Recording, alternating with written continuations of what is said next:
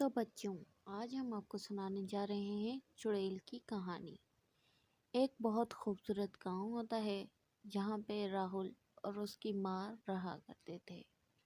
राहुल बहुत शरारती बच्चा था और पढ़ाई में बहुत ज़्यादा होशियार हुआ करता था, जिस वजह से उसकी माँ ने उसे पढ़ाई के लिए शहर भेज दिया था।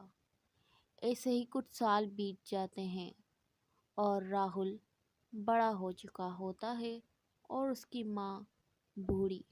राहुल शहर में अपनी पढ़ाई करता है और एक अच्छी नौकरी में भी लग जाता है। दूसरी तरफ गांव में उसकी बूढ़ी माँ, जो कि अब बूढ़ी हो चुकी थी, वो बीमार पड़ जाती है, जिस पे राहुल को उसके गांव से उसके दोस्त बात करते हैं और उसे कॉल करके बताते हैं कि तुम्हारी माँ बीमार है और तुम आके अपनी माँ से मिल लो और उनका किसी अच्छी जगह से इलाज करवाओ।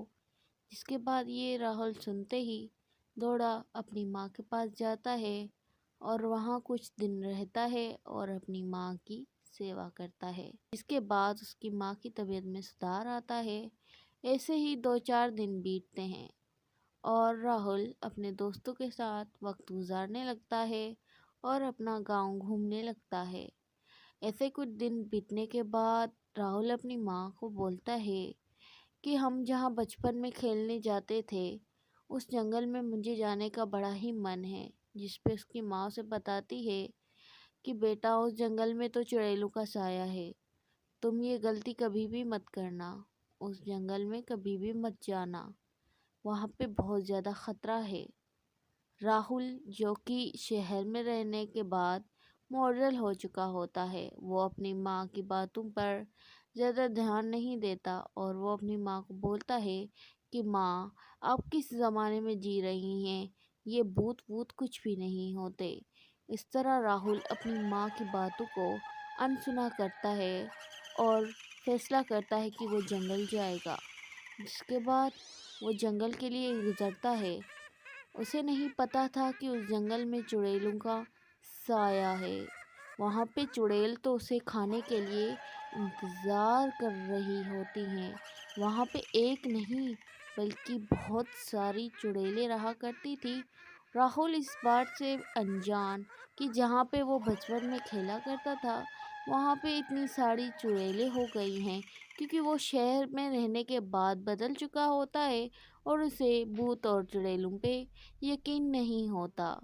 जो कि गुनगुनाते हुए जंगल के रास्ते से गुजरता है और वो जाते जाते बोल रहा होता है कि मेरी माँ बूढ़ी हो गई है और वो इतनी ओल्ड फैशन बातें करती हैं, आज के दौर में चुड़ैलें कहाँ होती है।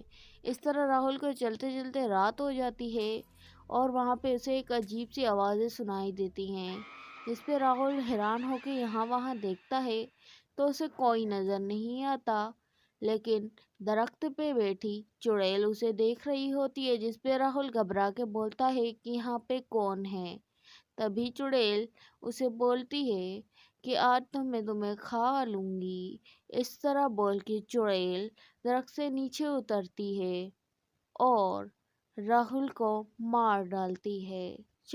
तुम्हें मेरी शक्तियों का अंदाज़ा नहीं है कि मैं तुम्हारे साथ क्या करूँगी। उसके बाद वो राहुल को मार के अपने साथ ले जाती है। तो दोस्तों, हमें अपने बड़ों की बात हमेशा सुननी चाहिए। इसी के साथ इस स्टोरी का दी एंड होता है।